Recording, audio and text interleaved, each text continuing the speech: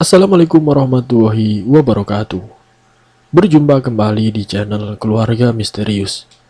Kali ini saya akan melanjutkan kisah misteri yang berjudul Pesugihan Kafan Perawan. Seperti apa kelanjutan ceritanya? Tak perlu lama-lama lagi. Mari kita lanjutkan ceritanya.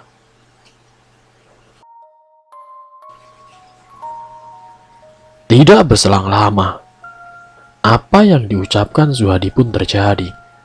Dua makhluk hitam datang menghampiri Siem yang sedang tertidur. Dengan mata kepalanya sendiri, Zuhadi menatap dua makhluk itu, mencekik leher istrinya. "Kalian mau apa? Tidak cukup anak-anakku yang jadi tumbal. Hei manusia bodoh, tepati janjimu." Dengan tragisnya, Siem meninggal di tangan dua makhluk itu. Setelah Siem benar-benar sudah tidak bernyawa. "Hahaha, musnah kau manusia." Sementara Zuhadi kembali menikmati kopi hitam favoritnya. Di depan raga tanpa nyawa, lelaki tua itu menatap nyalang pada tubuh yang biasa menemaninya selama hampir 50 tahun. Matanya sayu tanpa air mata, seperti menahan lelah batin yang setiap kali bergejolak.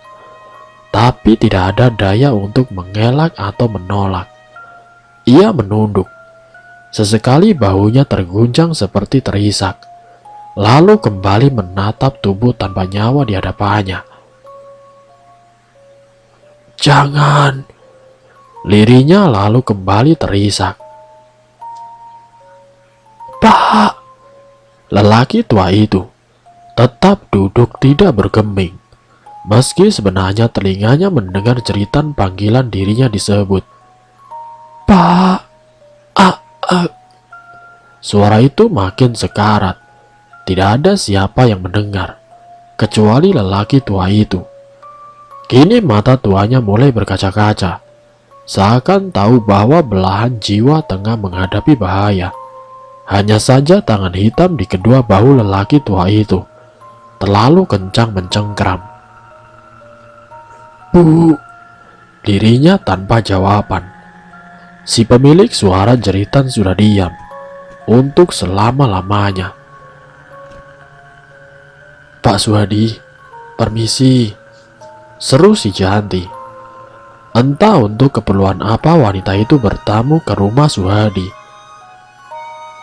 "Pak, permisi, kulon wun," ucap Janti sekali lagi. Tak kunjung mendapat jawaban dari tuan rumah. Janti akhirnya nekat masuk, meski dengan langkah ragu-ragu. "Permisi," lirihnya kembali. Mata Janti mengitari seluruh ruangan yang ia masuki, namun tetap sepi. Ia kembali melangkah masuk ke rumah Zuhadi lebih dalam, berharap mendapati si tuan rumah ada di sana. Tak butuh waktu lama, Janti akhirnya menemukan Pak Zuhadi dan istrinya di dalam kamar yang pintunya terbuka dengan lebar. "Pak," sapa si Janti kepada sosok Zuhadi yang tengah tertunduk di lantai kamarnya, samping tempat tidurnya.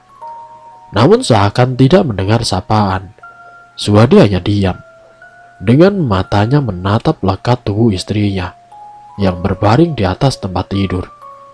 Janti mendekat, ingin mengembalikan uang yang beberapa bulan lalu pernah ia pinjam pada Zuhadi. Tapi, "Astagfirullahaladzim." Janti tersentak mundur. Ia terkejut ketika melihat Bu Siem, yang ternyata tidak sedang tidur. Ternyata Bu Siem sudah tewas, dengan mulut menganga, leher kehitaman, dan kedua bola mata yang hampir lepas dari tempatnya. Menatap keadaan itu, hampir saja Janti mengeluarkan seluruh isi perutnya. "Pak, itu Bu Siem kenapa, Pak?" tanya Janti. Ia takut luar biasa. Sementara Zuhadi hanya diam, Matanya terus saja menatap kosong pada tubuh istrinya yang sudah tidak bernyawa.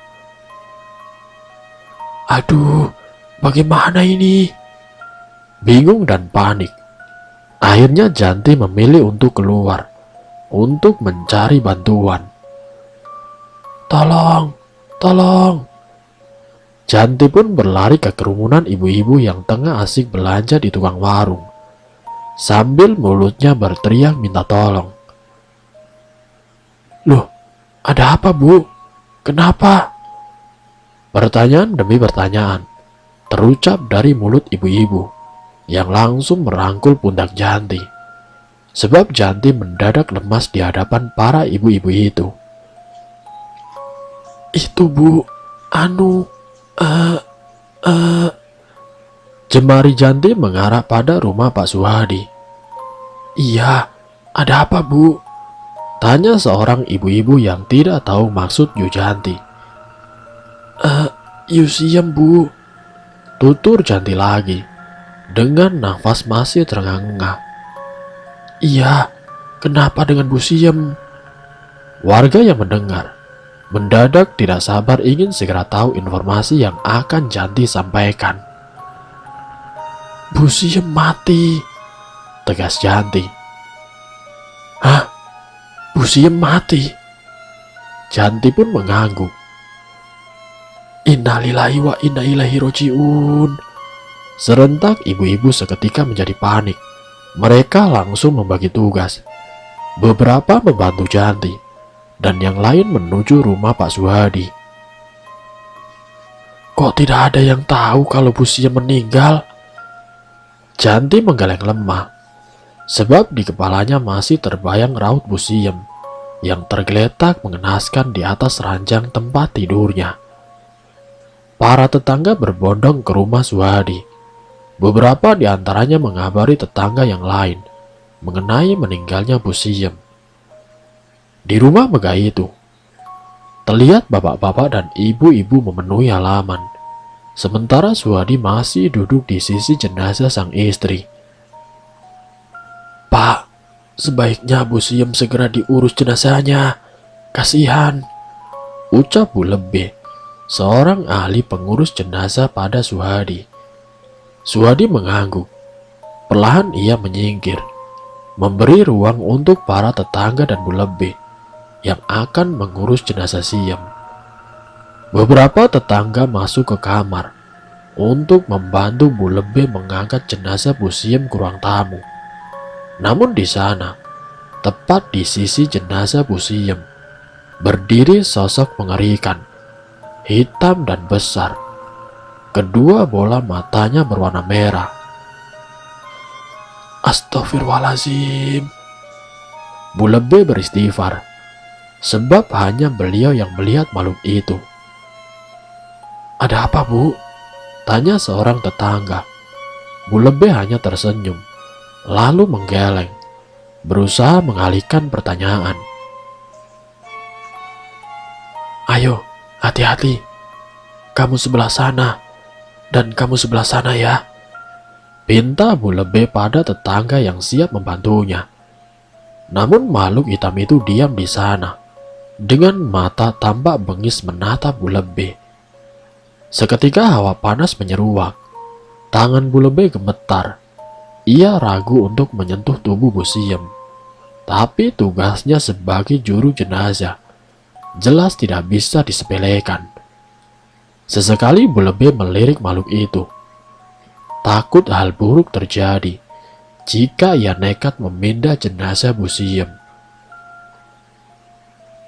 Ini tugasku, jadi jangan halangi aku untuk melakukan ini.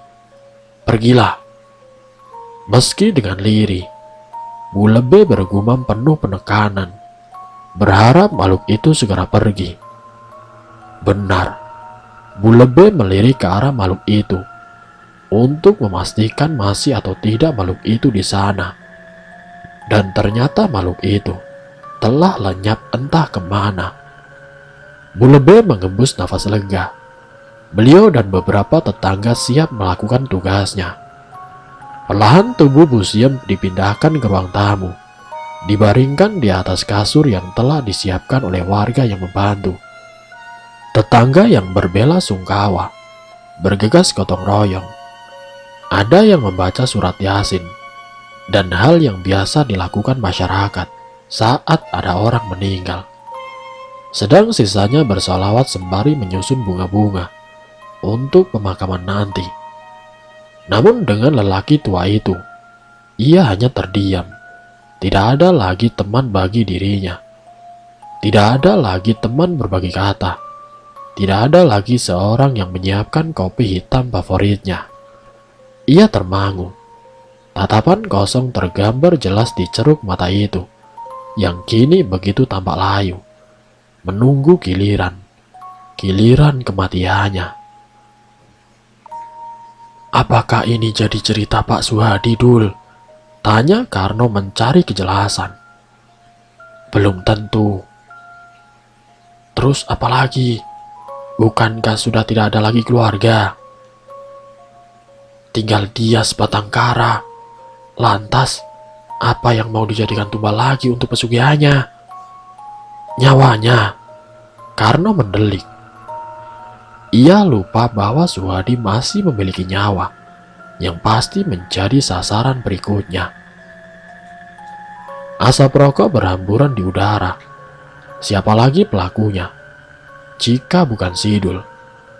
Sementara Karno hanya diam. Beberapa kali ia menelan saliva, membayangkan air hidup Suhadi yang kini sebatang kara.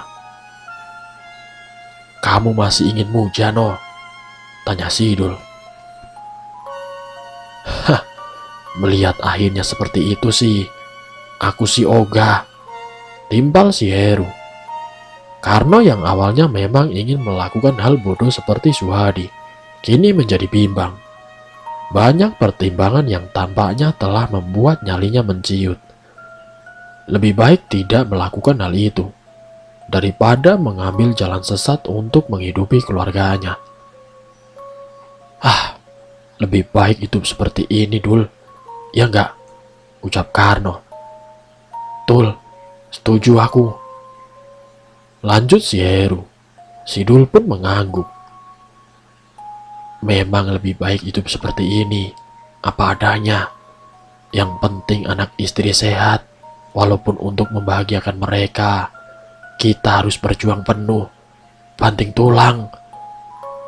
Tegas si Sidul kepada kedua kawannya. Terkadang seseorang baru menyadari sebuah tindakan itu baik atau buruk setelah orang lain mengalami nasib dari tindakan yang diambilnya. Maka betapa perlunya menakar sebuah keputusan sebelum benar-benar terjun pada pilihan hidup. Kini kehidupan Suhadi setelah ditinggal pergi anak dan juga istrinya. Suhadi sering mengageti siapa saja yang lewat di depan rumahnya. Entah apa yang ada dalam pikiran lelaki tua itu saat ini. Suhadi berperilaku seperti orang tidak waras semenjak ditinggal istrinya. Mondar-mandir di depan rumah, mengageti beberapa warga yang lewat seperti itu. Terkadang menggumam seperti tengah berbicara dengan seseorang, padahal posisinya sedang sendiri. Sedangkan rumah mewah miliknya yang dulu tampak begitu megah, rapi dan indah, kini seperti gudang tua tidak berpenghuni, kotor dan ditempati oleh tikus.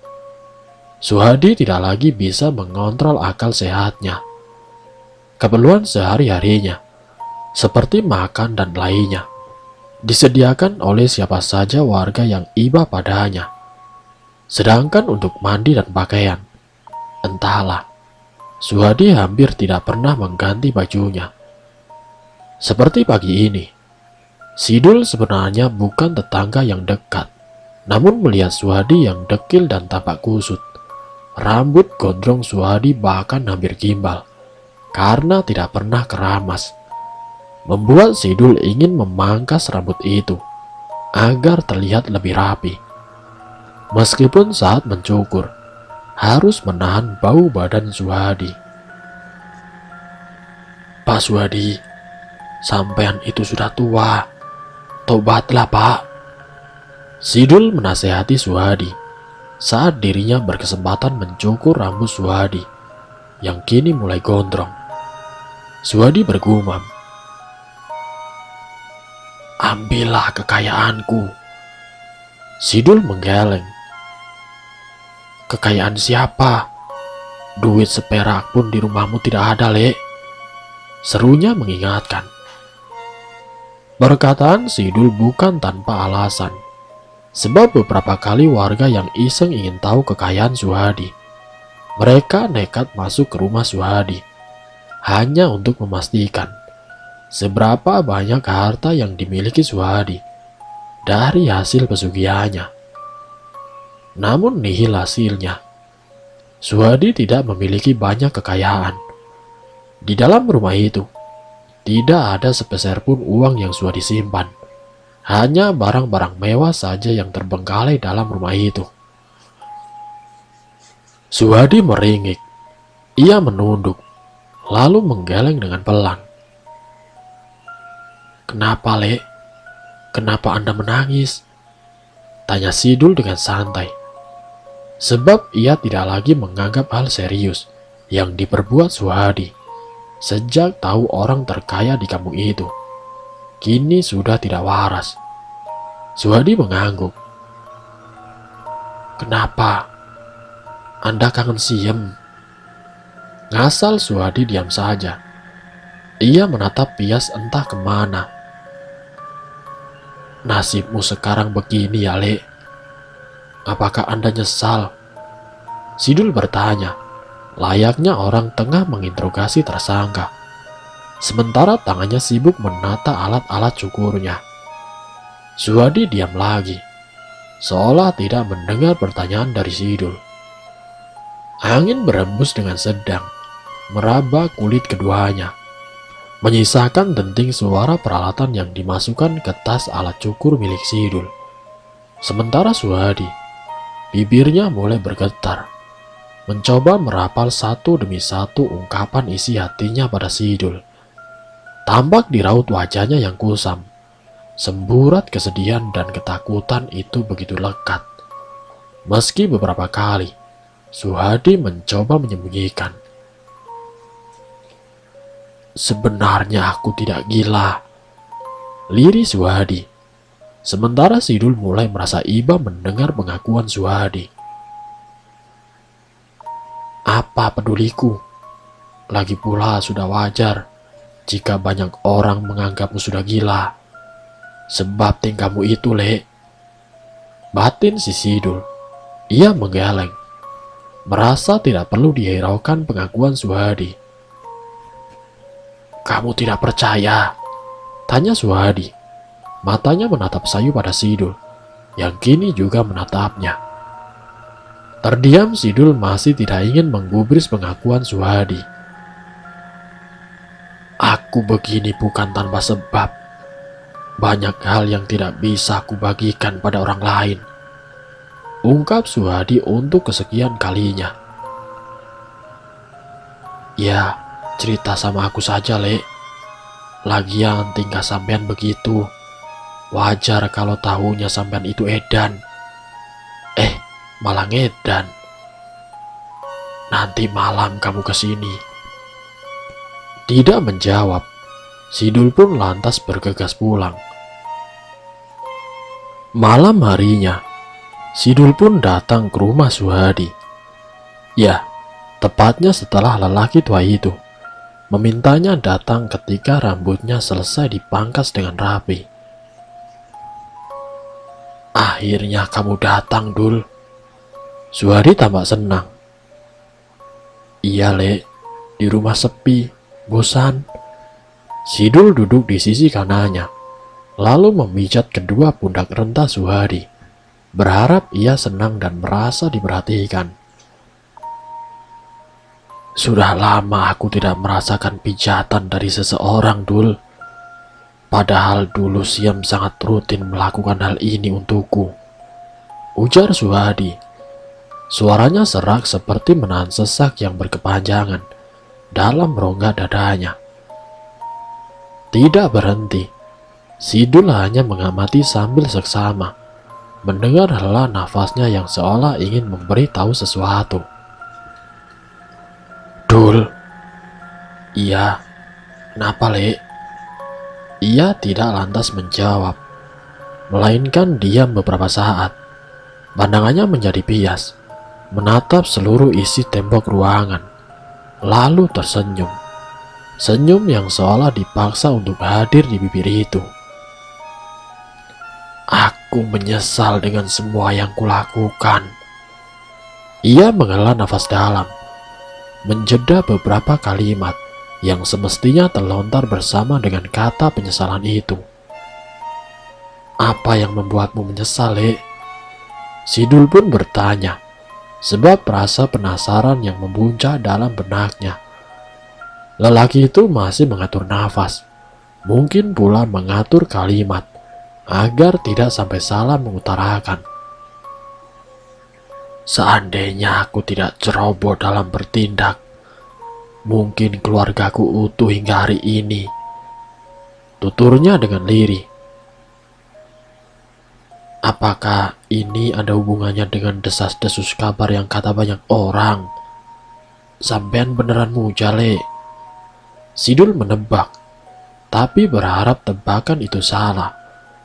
Suhadi mengangguk, membenarkan tebakan Sidul. Lantas Sidul menatap lelaki tua yang masih menunduk menyesali nasibnya, lalu mengelus kedua bahunya, sedikit memberi kekuatan pada rasa sesal yang mungkin membuat pedih hatinya. Le, lagi pula semua sudah terjadi, sudah berlalu, kata Sidul mencoba menenangkannya. Apa yang membuat sampean sampai menyesali itu, Muja? Itu juga. Tapi ada hal yang lebih kusesali dari hal itu. Apa, Le? Sidul mendadak penasaran. Kematian anak-anakku.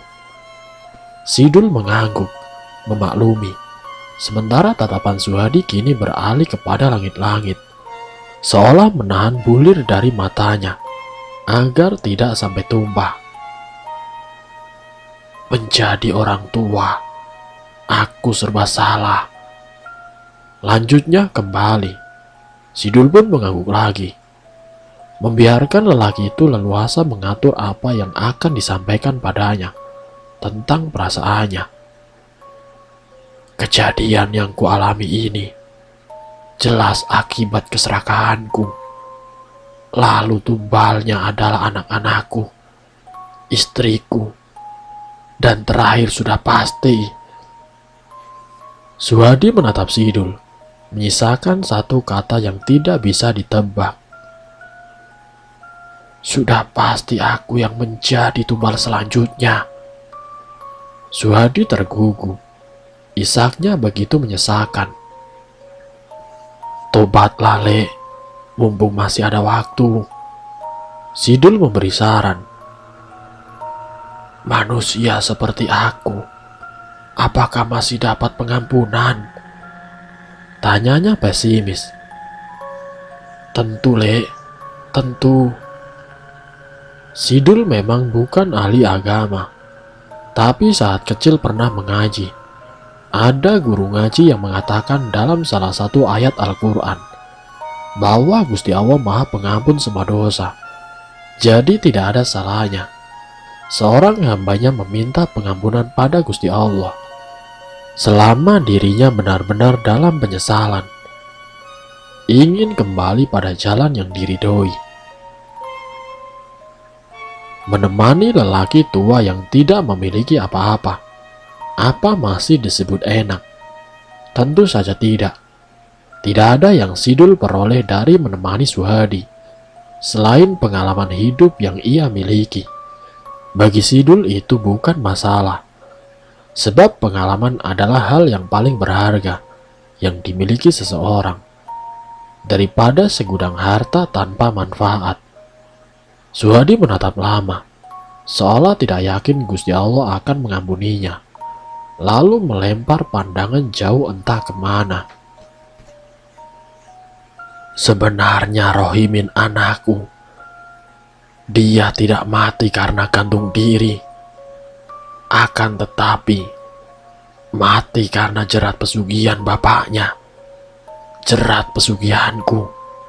Pesugihan kafan perawan. Tegas lelaki tua itu. Sidul melotot di buatnya. Astagfirullahaladzim. Istighfar yang banyak, Le. Semoga Gusti Allah mau mengampuni sampean, ucap Sidul sambil terus mengelus kedua pundak rentanya. Aku takut kalau besok jin pesugihanku menyusulku di sini. Lirinya seraya terisak. Sidul menggeleng dengan segudang pertanyaan dalam benaknya. Le, tawakal saja. Sampean masih punya kesempatan. Aku akan menemani sampai sampean itu benar-benar ikhlas untuk melepaskan yang menjerat sampean selama ini. Semua itu tidak gampang, Dul. Bukan begitu, Le. Aku tahu mungkin sulit lepas dari hal semacam itu. Akan tetapi, sampean belum mencobanya. Sidul bisa melihat sedikit harapan di sana, di dalam mata yang ia yakini terhubung dengan hatinya. Ajari aku, Dul. Mantap ia mengatakan hal itu. Aku bukan tidak bisa, Le. Ilmu agamaku masih cetek. Lebih baik sampean berusaha berangkat sholat ke musola daripada sampean mondar-mandir di depan rumah ini. Aku malu, Dul. Aku sangat malu. Malu sama siapa, Le? Kalau bersekutu dengan setan itu dosa apa tidak? Ya, itu dosa besar, Dul. Terus, sampean masih malu sama manusia? Ia terdiam, menimbang kebenaran yang sebenarnya mungkin sudah hadir dalam hatinya. Namun sebab dosa yang telah ia lakukan selama puluhan tahun itu, mungkin di sisi lain hatinya tidak ingin mengakui bahwa dirinya berdosa. Entahlah. Ya sudah, Le. Aku balik dulu ya. Besok aku kesini lagi. Sidul berpamitan, sebab malam makin larut. Orang tua itu pun juga pasti butuh istirahat untuk memulai kehidupan besok. Kehidupan yang semoga dapat menyelamatkan hidupnya di akhir. Terima kasih, Dul. Kamu sudah mau menemani lelaki tua sepertiku. Tapi sepertinya aku tidak punya kesempatan lagi. Sampean ngomong apa, Tole? Sudah, percaya saja. Besok mulai ke musola ya. Suhadi tidak mengangguk, tidak juga menjawab. Namun Sidul juga tidak memaksanya untuk setuju. Setidaknya Sidul sudah berusaha untuk membawanya kepada kebaikan, tentu untuk hidupnya. Terkadang Allah memberikan hidayah melalui bantuan orang lain. Namun siapalah si Sidul?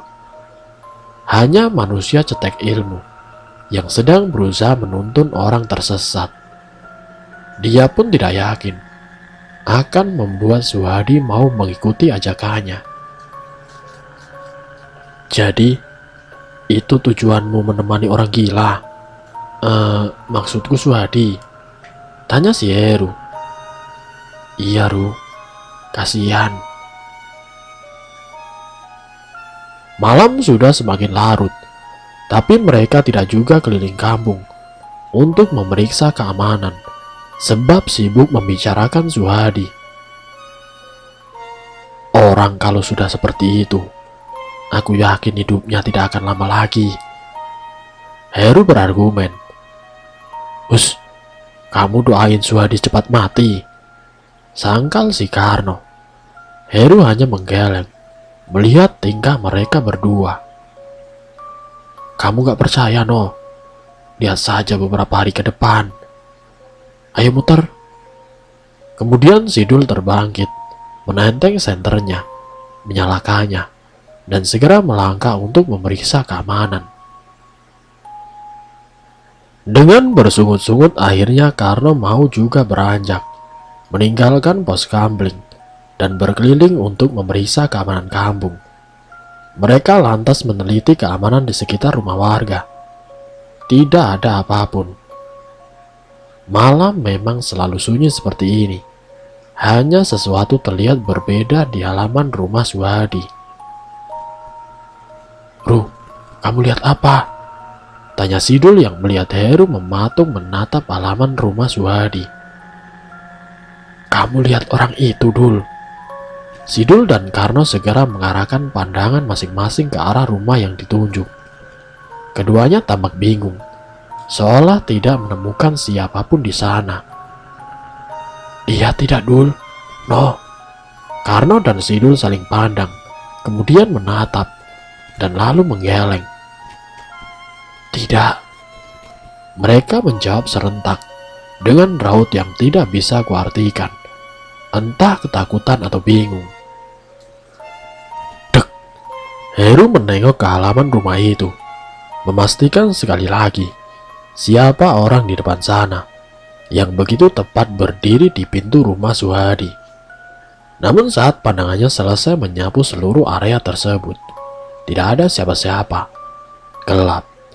Suasana di halaman rumah itu berubah menjadi gelap. Berbanding terbalik dengan saat ia melihat tadi. Jelas sekali Heru melihat sosok berjubah hitam berdiri tepat di depan pintu itu. Akan tetapi siapakah sosok itu? Kemana perginya orang itu? Heru masih celingukan. "Ayo, kita balik ke pos kamling," ajak Sidul. "Ya, besok lagi dituntaskan rasa penasaranmu," Karno menimpali. "Kalian duluan saja."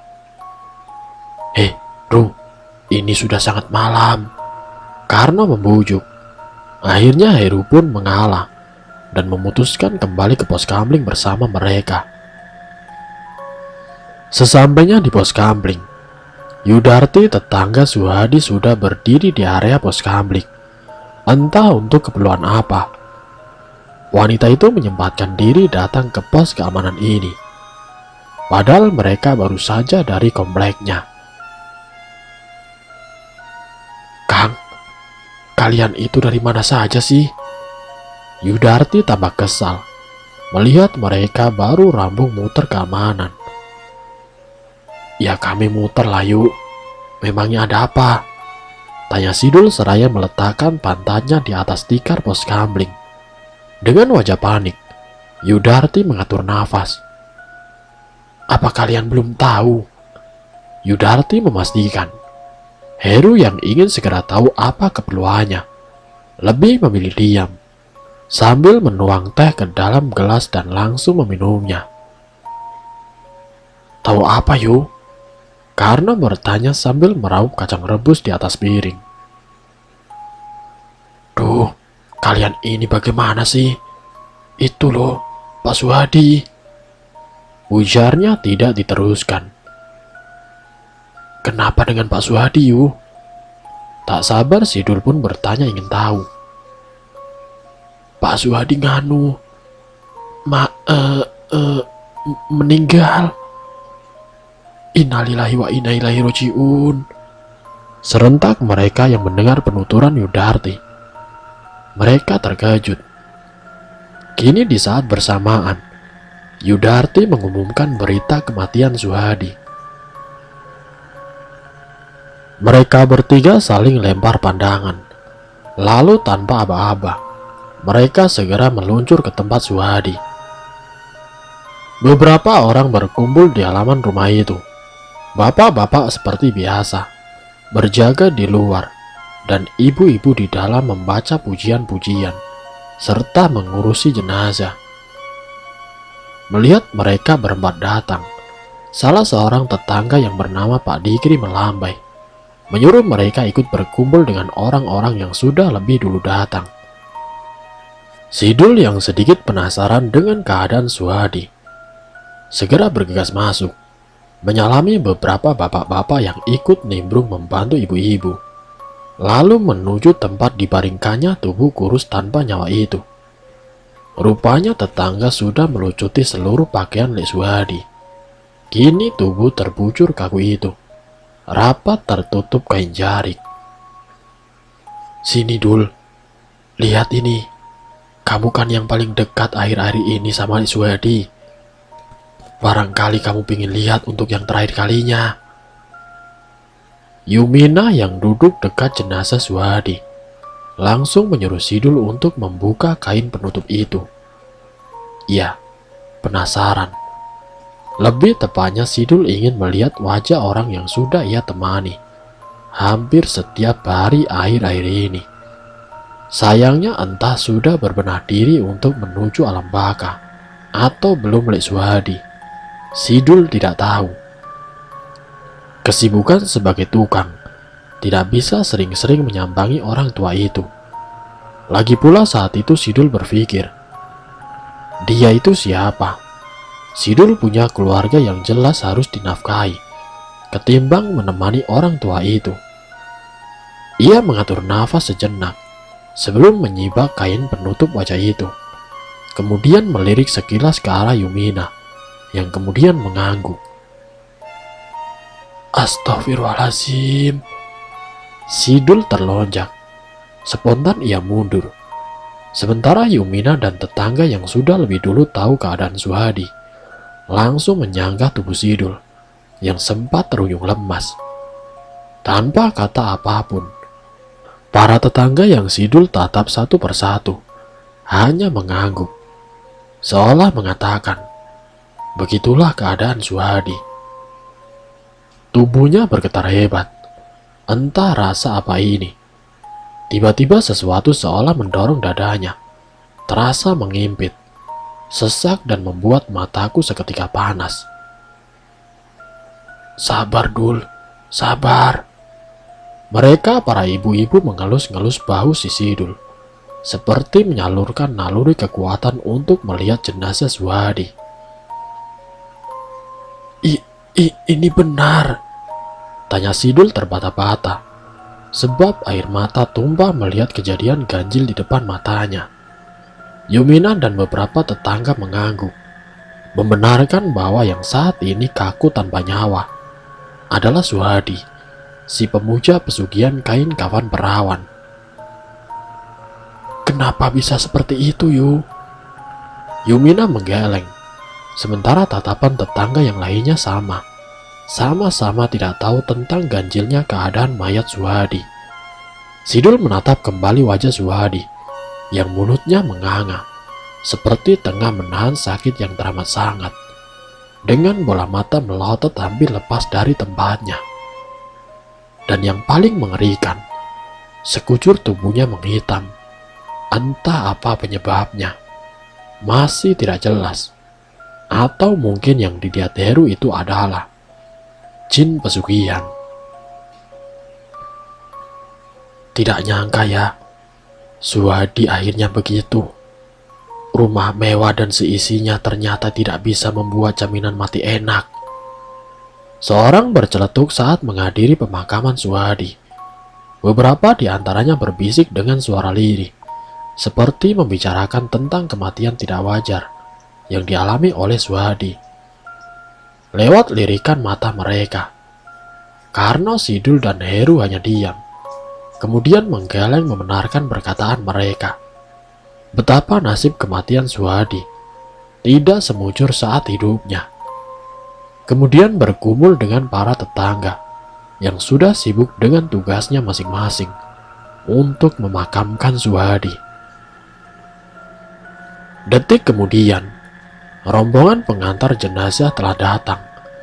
Tidak menunggu lama, proses pemakaman pun berjalan dengan semestinya hingga selesai.